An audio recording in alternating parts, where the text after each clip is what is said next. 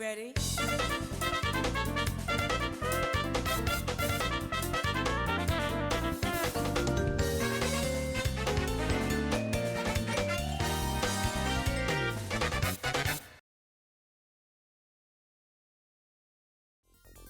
If you're a gamer, it's a guarantee that you're going to eventually play games that you just think are hot garbage. It's an inevitability that we all accept. As much as I've talked about some weird and awesome beat-em-ups, there's definitely a healthy sprinkle of mid and awful turds within the genre.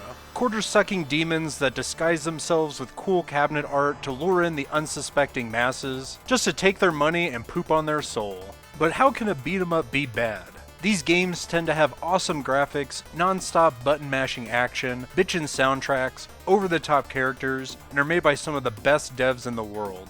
To find answers, we look to the developer Irem. You know, the people that made R-Type, which is an awesome shmup series of games. These devs have been making games since the late 70s, so surely with all that experience, they could churn out a decent beat-em-up game, right? I got a bad feeling about this. Before we unwrap this shit-filled burrito, if you want to support my channel, please watch this video in its entirety and share it. I would really appreciate it. Let's dive into Irem's Blade Master and see just what one needs to fuck up a game.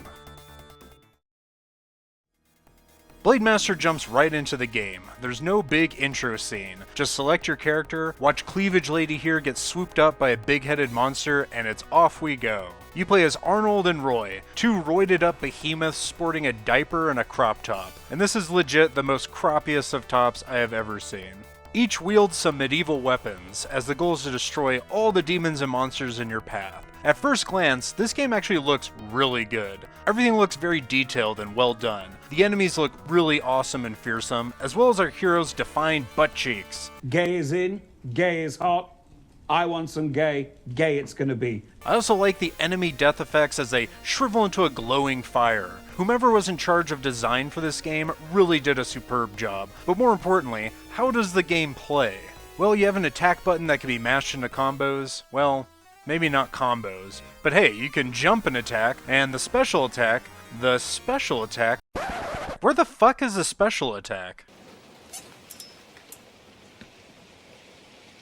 Hang on, this is gonna be bad. So one of the coolest things in all beat-em-up games are the special attacks, which typically are activated by hitting attack and jump at the same time. They are the get the fuck off me moves that hit all the enemies around your character. It's the biggest combat staple in any beat-em-up game. This game doesn't have one. How the fuck do you make a beat-em-up game without a special attack? Wait, what year did this game come out? 1991. 2 years after Final Fight. The game that almost everyone used as a blueprint for a good beat-em-up game, and Irem couldn't take the time to just rip off Capcom?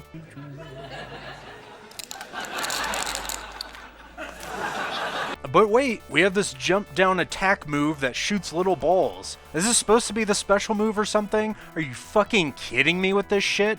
Up with this, I will not put. Look, I'm not a game designer. I barely know anything about making a game. But even I know that if you make a beat-em-up game, there has to be a special move. It's a requirement. It's one of the things gamers like me look forward to when playing these types of games. Without the special attack, the game is just mashing one button over and over, hoping the enemy dies sometime this century. When someone says beat-em-ups are monotonous, they must have played Blade Master. There's just no variety whatsoever. And because of that, this game just turns into an absolute snooze fest really fast. Now, I'll be fair, there is a unique mechanic in this game. You can perform a counter move, but to be honest, I had no clue how to do it effectively. I think you're supposed to clash with an enemy attack at the exact same time or something, but I only got it to work on accident because I'm just mashing one button the whole time. We get to the first boss, which is this gnarly looking crustacean mutant thing. Like seriously, once again, hats off to whomever designed these monsters. But the boss fight isn't really anything special, as it goes like this. Hit 3 times, take damage. Hit 3 times, take damage. Hit 3 times, the boss is dead.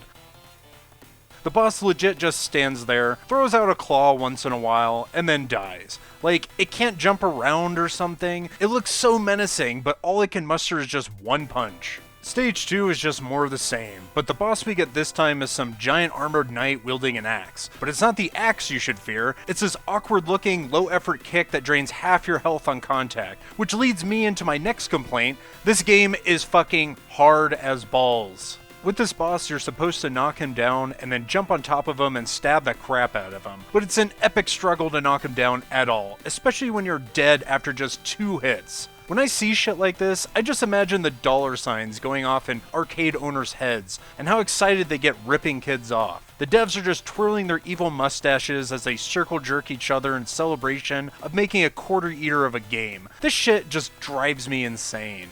On to stage 3, we ride some insect mounts, walking along what appears to be the exact same bridge from stage 1, where we encounter some epic dev laziness in the form of a reskinned boss from the first stage.